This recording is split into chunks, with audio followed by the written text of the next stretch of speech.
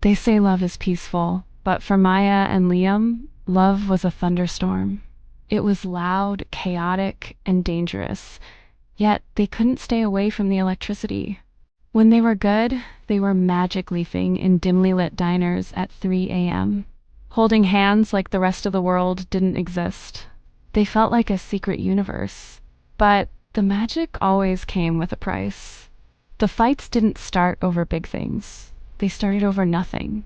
A tone of voice, a misunderstood text. Suddenly, the living room felt like a battlefield. Liam would shut down, turning into a statue of silence, which only fueled Maya's fire.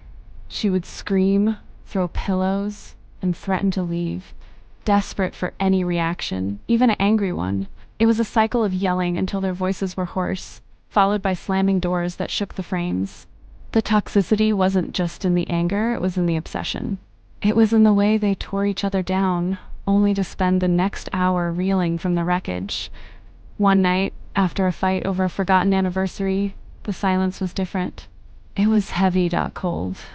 They sat on opposite ends of the couch, both paralyzed by pride, both wondering if this was the time it actually ended. The adrenaline was gone, leaving only exhaustion. Maya looked at the empty spaces in the room, seeing the broken items from previous fights, and felt a profound, chilling loneliness. Liam finally broke, sinking his head into his hands, whispering, "I don't know how to do this anymore."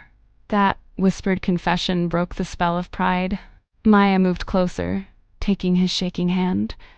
There was no grand apology, just a silent agreement that the pain of being apart was somehow worse than the pain of being together. They held each other, the fear of losing one another stronger than the anger between them.